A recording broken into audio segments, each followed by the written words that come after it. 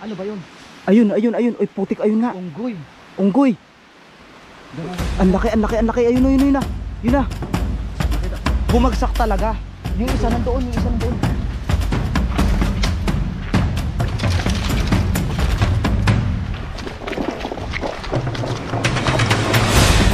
Dito, dito. Dalawa sila. Dalawa, tatlo.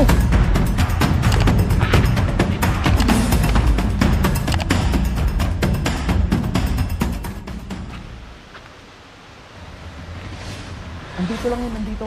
Ang buhalang talon, ngunit ito ay napakabango. Kung makikita nyo po, grabe.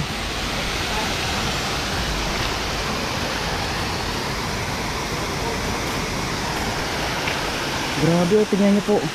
So sayang lang dahil gumuho na ng tuluyan ang mga parte ng bundok na ito.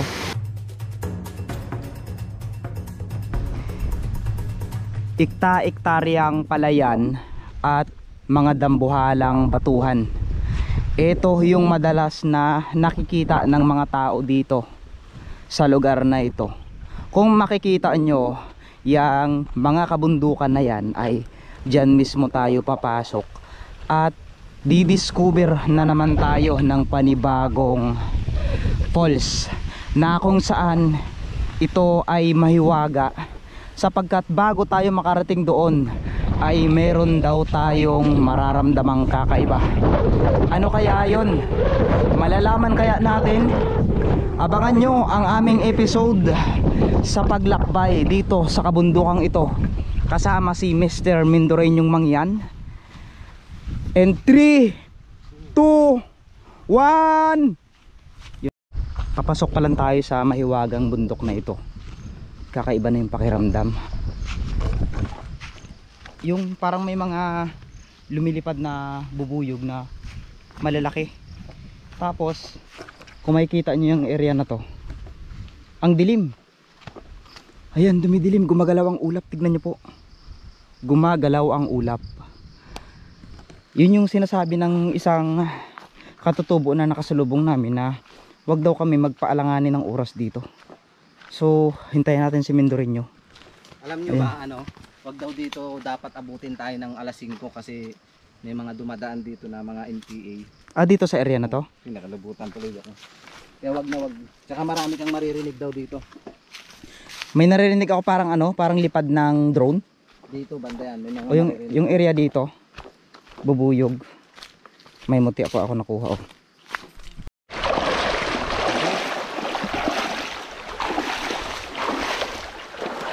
Sabi ni Mindoreño, maganda daw yung panahon ngayon at yung tubig ay lunti ang bumubuhos sa baba ng kabundukan. At indikasyon daw na ito na active daw yung mga diwata. So shout out po pala sa asawa ni Sir Tox TV. No, so ayon sa kwento niya ay meron nga daw talagang taong may mga third eye. So hindi naman po porke third eyes yung nakakita ka ng mga elemento, mga engkanto. So sabi nila may time daw kapag naririnig mo sila at nararamdaman mo, third eye daw yun. So ibig sabihin pala yung crush ko walang third eye kasi hindi niya naramdaman yung pagmamahal ko sa kanya. Yun lang. Ayan, so ito nga sabi ng asawa ni Sir Tox ay kapag may third eye ka daw at nakita mo yung isang bagay na alam mong engkanto yun, huwag ka daw kumisap dahil oras na kumisap ka, mawawala daw siya ng kusa. Yun yung sabi niya. So nakakakita siya ng mga kakaibang ano yun? Narinig mo? Ano yun? May parang malakas na lumipad. Oh my goodness. Ang laking ibon nun.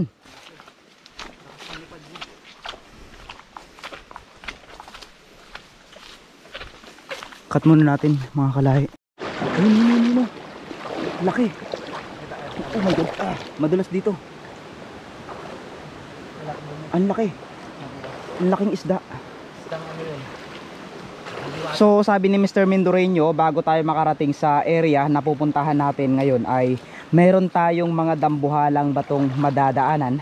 At dito natin ngayon makikita ang dambuhalang bungo ng isang higante na naging bato At kwento-kwento din ng mga ilan dito na sabi nga nila yun, wag ka daw dito magpapaabot ng gabi dahil delikado. So common na tayo sa mga taong taga itaas gaya ng mga NPA. Nangilabot ako, tinamig pa. Oh my goodness. Nangilabot ako. May mata. May mata, tignan niyo po. May mata. Pansin mo, Tabi lang po. nanginig ako tapos tumaas yung balahibo ko. Ano yun? May mukha. Tabi-tabi lang po. Nung that time din ako hindi ko na nakita. Uy, putak na. Gagi. Ano to? Bayod.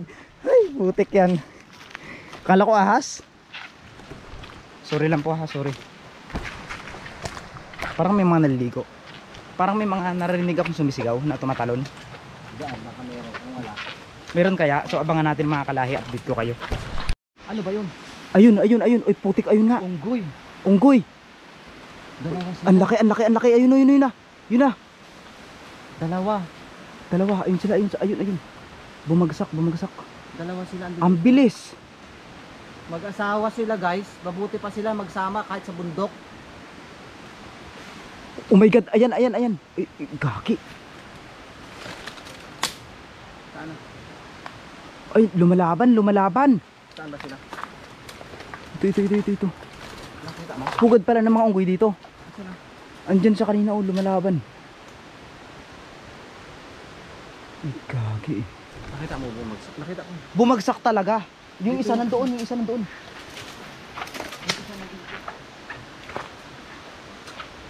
Grabe, kinakabahan ako.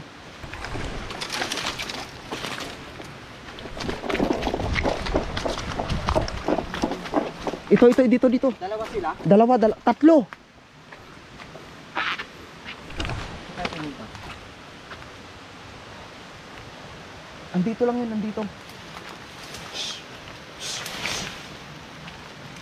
Wala. Dito lang yun. Ayun guys, hindi alam kung itim eh. Grabe, may mga ganito pala dito. So patuloy tayo, baka signos to. Buwan sila. Ganun pala yun, nagalaban sila. Grabe. Kinabahan ako dun ah. Doon sila. Akala ko ibon lang na bumagsak. Dito sila hanggang. Ano ginagawa nila dito? Dito sila eh. Grabe, ang creepy sa part na to mga kalahi. Tignan nyo naman po. Napakalaki at dambuhalang balete na yung bato tila binalutan na ng mga balete. So ang nakakatakot lang sa yung bumagsak talagang mga nilalang dito. Oh my god, tignan nyo po. Hindi tayo pwedeng gumawa ng ingay dito dahil hindi basta-basta sa part na ito. Tabi-tabi lang po.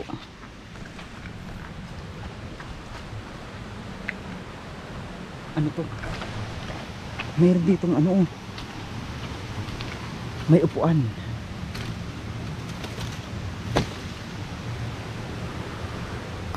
Tabi-tabi lang po. Intense ang nangyayari.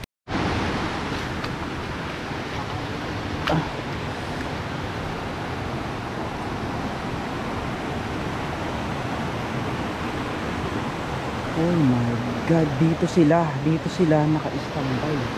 So tignan niyo po. Tignan niyo yung area. So for the second time napuntahan ko itong lugar na ito, namangha ulit ako dahil kakaiba yung pakiramdam.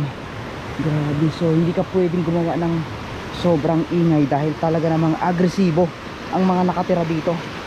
Tila talagang parang ayaw nilang papasukan sa mga tao. Yung busay, tignan niyo po.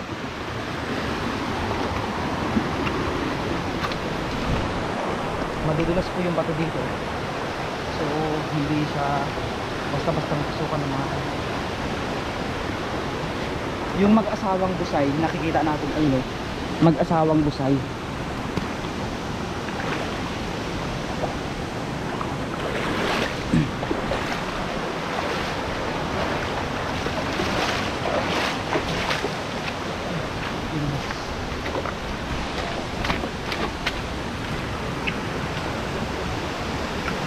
Grabe, ang lalim po na to mga kalahi. Ang lalim na to. Tignan nyo. Grabe, oh, nilagyan. Ayun, mas maganda dito dahil nilagyan nila. Safe ang lugar. Ayun, oh, yung mga mag-asawang busay, oh. Ayun, tignan nyo. Nakikita nyo ba yan? At mayroon ditong mga ano, pakpak ng mga diwata. Ayan po.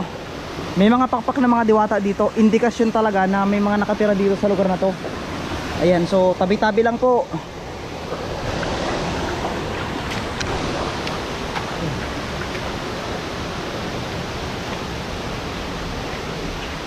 Ito yung lugar na kinakatakutan nila dahil dito mo daw mararamdaman yung mga kakaibang pakiramdam na talagang kapag na-feel mo daw ito, kakaiba daw. As in, hindi ko may paliwanag dahil hanggang ngayon nararamdaman ko na ang lakas.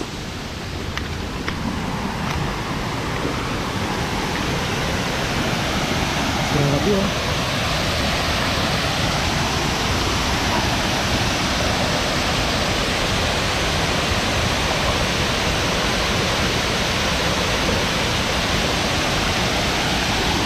Para talaga siyang liguan mga kalahi ng mga engkanto. May kita nyo ito, oh, ang laking baliti na to na dumadaloy dito. At may kita nyo naman, grabe, nakakamangha. Tignan nyo po, ibang klase. So kailangan nating dumaan dito, tumawid tayo dito para marating yung kabilang dako ng lugar na ito. At dito natin ngayon makikita o mararamdaman yung mga ibang enerhiya na nagmumula dito sa lugar na ito. So kung mapapansin nyo naman, yung mga bato dito ay talagang dambuhala. At hindi ko alam sa part na ito kung saan yung sinasabi ni Mr. Mendoreño na bungo ng isang dambuhalang higante. So sa kasalukuyan ay nandito na tayo sa taas ng isang dambuhalang gusay na ito na nag-uugnay dito sa sityo ng Pornaga. Ayan, kung makikita nyo, kumukulo at bumubukal yung mga tubig na dadaanan natin dito. So hindi natin alam ngayon kung ano yung magiging kahinanap na natin dito sa pagpasok sa lugar na ito. So hindi ko alam kung safe ba ang maligo dito o hindi dahil hindi pa natin na-try. Nakikita nyo ba yan? Grabe.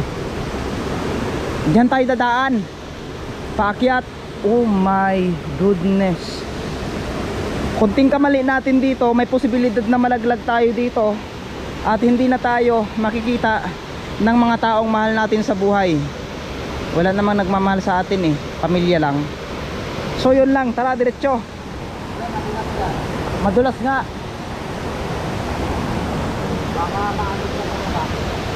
Malalim to.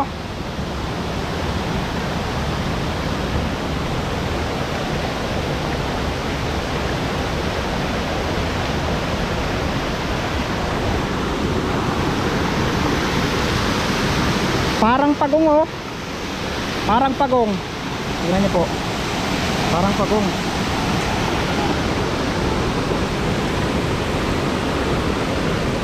Oh my God. Lalangan ako sa pagtakbo mo.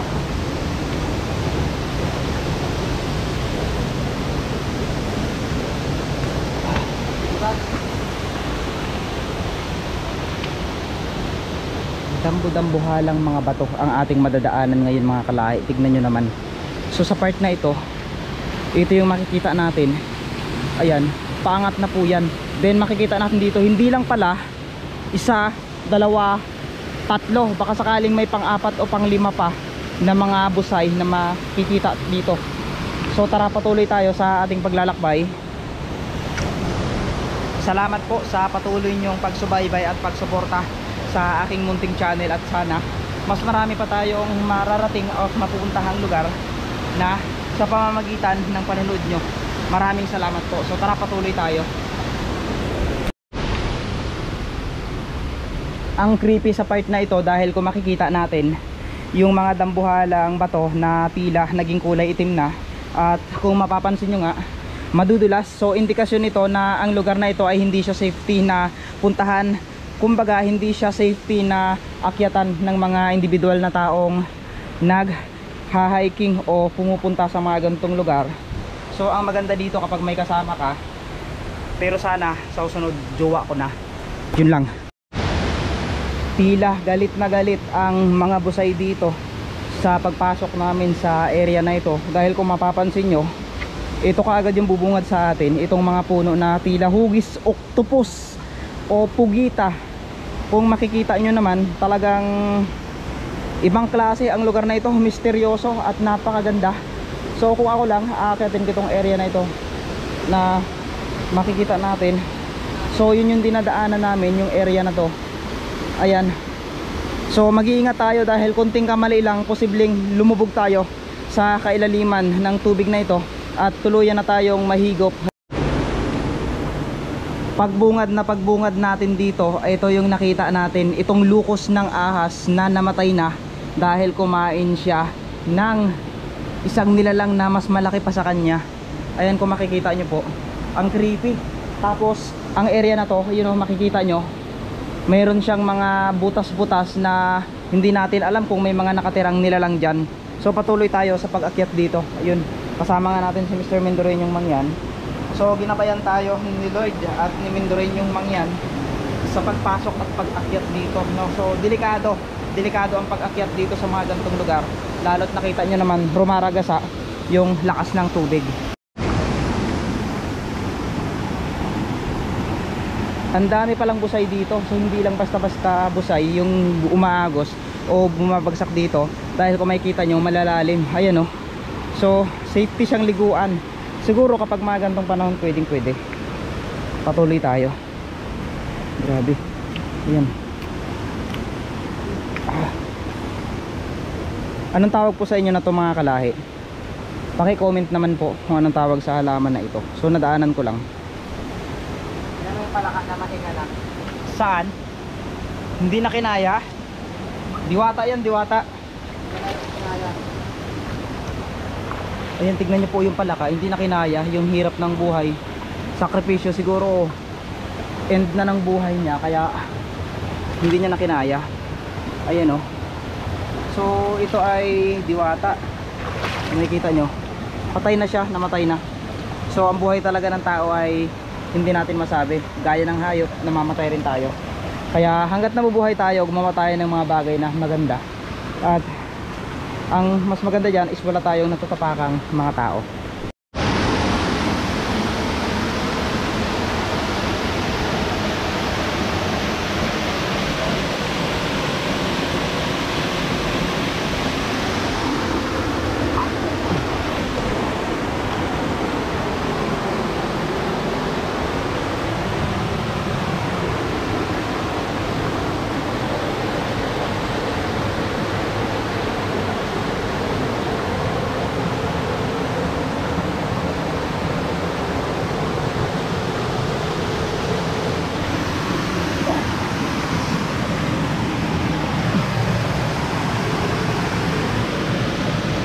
Ay grabe, tignan nyo.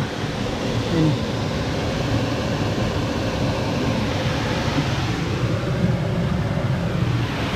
Tumudulas.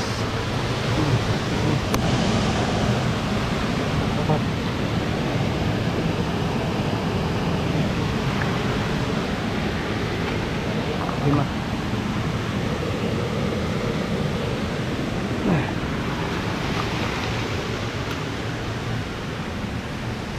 Anim. Nakita niyo, 6. So naging pugad na nila ang lugar na ito.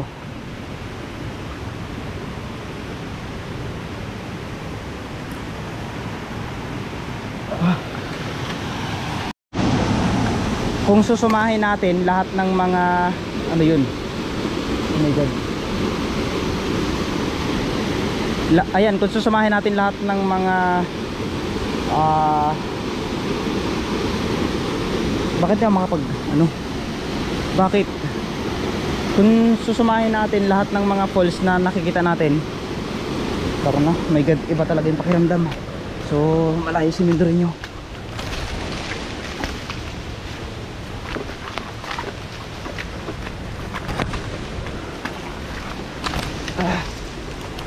Nawala na si Mendoreño. Grabe, tignan nyo po mga kalahi, ang lalaki ng mga falls dito. So yan, sana makarating tayo sa hanggang dulo. Kung makikita nyo, napakalaking kahoy. At may mga balete dun sa itaas. So ang tanong, napupuntahan pa kayo ng mga tao ito? Yun yung naging katanungan ko. Dahil yun nga, tignan niyo po. Oh my God, ganda. Napakaganda nito. Grabe, kung makikita nyo naman, dito lang kayo makakita ng buhay na waterfalls na talagang ibang klase.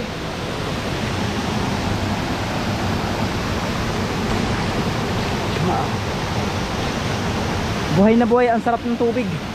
Ayun na si Mendoreño, nasa itas na siya.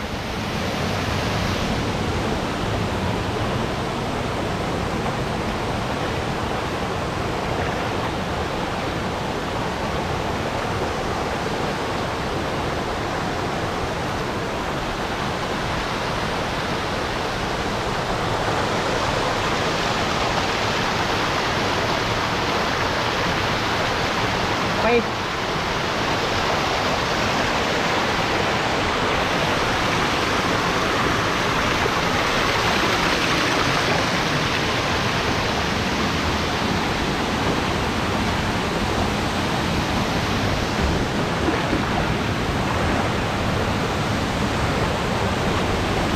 Tignan niyo po. Grabe.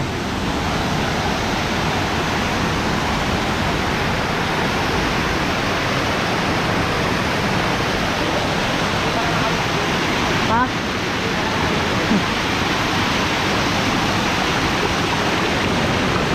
Wow! Grabe. Ang lalaking pa to.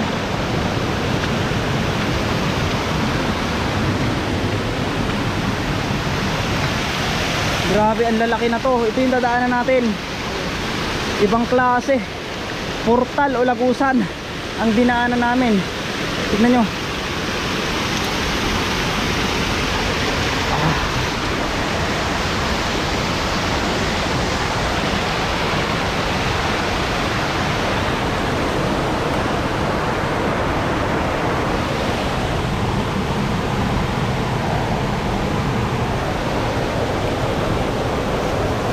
Nakakapagod. So nandito pa lang tayo. Kung makikita nyo, grabe, ibang klase dito. Parang liguan talaga ng mga diwata. Malalim to. Malalim, lampas tao. Grabe, malalim daw mga kalahi. Kaya hindi tayo pwedeng magkamali. Kung sa buhay puro pagkakamali na tayo, dito wag na. Tiyo si Mendoreño. Grabe. Na-challenge ako sa pag-akyat dito. So ang iniisip ko ngayon kung paano kami bababa. Dahil kung makikita nyo yung dinadaanan namin yon, kapag bumagsak kami dyan, automatic laglag kami sa malalim na to. Hindi namin alam kung may kuweba dito.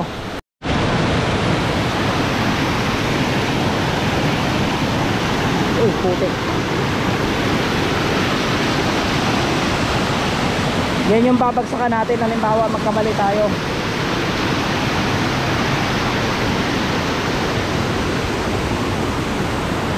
May bagsakan doon. Ayan, may bagsakan doon. Napakagandang falls. Kung makikita nyo, Ragasa. Lampas tao to, lampas tao. So hindi tayo pwedeng magkamali.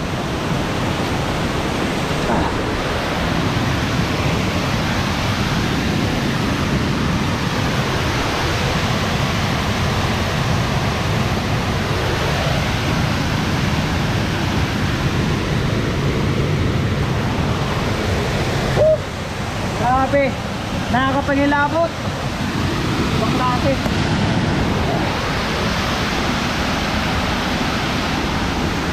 Tignan nyo naman yung inakyat namin. Ayan, kung makikita nyo, sobrang taas nyan. Ayan o. Grabe. Oh, nakakapagod. Ayan, simula dun sa baba, binaybay namin pa ganito. Makikita nyo, nakakapagod. Yun pa yung aakyatin natin. Tara, walang susuko. Sa lahat ng mga dinaanan namin, ito yung nakapukaw sa atensyon ni Mr. Mendoreño Mangyan itong dambuhalang balete na binalutan niya yung napakalaking bato. Kung makikita nyo, diba? Napakaganda ng ating kalikasan. Huwag nating sirain para hindi tayo gantihan.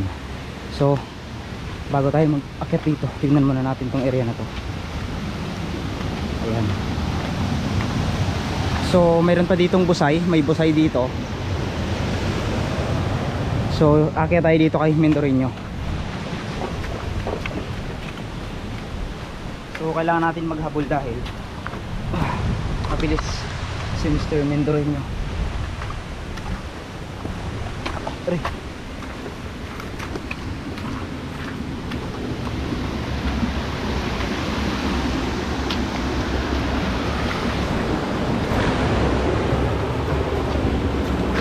Ayan, sobrang daming busay. Paulit-ulit.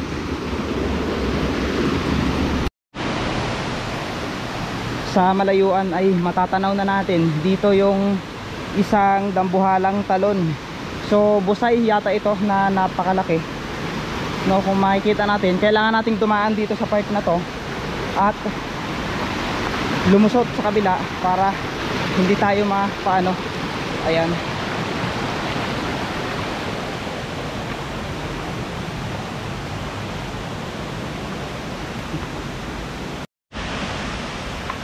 Ayan, sa sobrang daming sumusuporta sa ating channel ay hindi ko na po kayo maisa-isa dahil kung alam nyo naman po ay talagang busy talaga ang inyong lingkod dahil sa dami ng mga ginagawa at pinupuntahang lugar. Iba't ibang lugar na ang ating sinusuyod ngayon, mga kalahi, no? So yun nga. At syempre nagpapasalamat po ako sa ating mga solid subscriber, Ma'am Julie Iwaw, Kalikasan Hunter. Ano yun?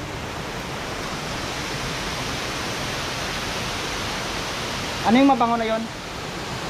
Sabi na sa'yo may makakamoy talaga tayo dito mababango. May mabango. Ano yun?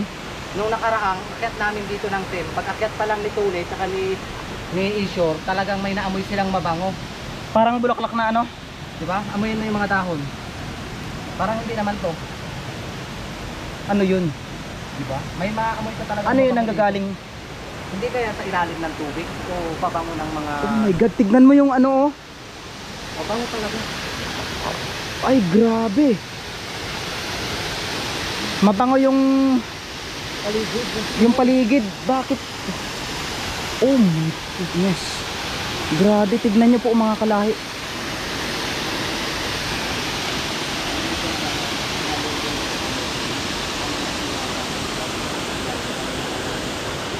Hindi ko talaga maano, ang bango talaga. Mabango, hindi naman sa dahon. Hindi. Mabango mga kalahi. Nagtaka ako. Pagbungad ko dito, yun pala yung sabi ni Mr. Mendoreño. Ngayon niya lang naikwento sa akin na mayroon talagang parang singaw dito na nanggagaling sa tubig. Kung makikita niyo yan, ayan o, diba? Dambuhalang talon, ngunit ito ay napakabango. Kung makikita niyo po, grabe.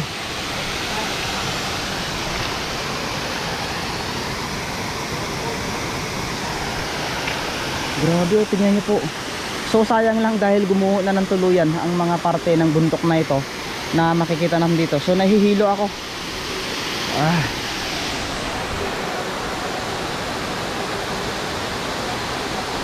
Nakakahilo.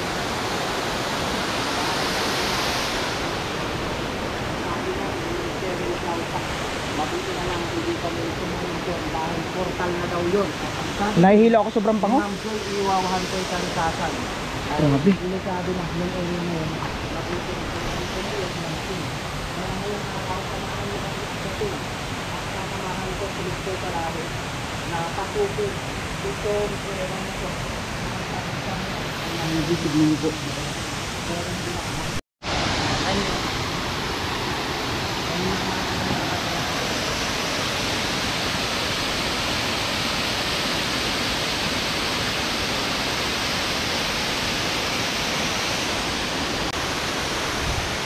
Sa mga oras na ito ay nakakaramdam na ako ng kakaibang pakiramdam na tila nahihilo ako na sumasakit yung ulo ko. Sobrang bango yung nanggagaling sa falls na ito. So pansamantala mga kalahi, tatapusin muna natin ang vlog na ito. So kung makikita si Mr. Mendoreño, hindi pa rin kami makamove on kung saan nanggagaling yung mga amoy na yon, no, kung makikita nyo. So kanina pa kami nag-uusap dito kung saan nanggagaling yung mga amoy na yon. At kung makikita nyo nga, yung mga pag o yung ulap na bumabagsak na ganyan ay talagang ito na yung indikasyon na nandito na yung amoy na nakikita natin. So mayroong kuweba dyan sa ilalim. Ano kaya ang mayroon dyan? So portal na kuweba na lagusan sa ilalim. So paano mga kalahi, muli sa ating pagsama-sama, ito na yung part 2 ng ating vlog ngayong araw na ito. So ako si Mr. Kalahi, samahan nyo kami sa part 2 ng episode ng vlog na ito. Mag-iingat kayong lahat and God bless. Mwah!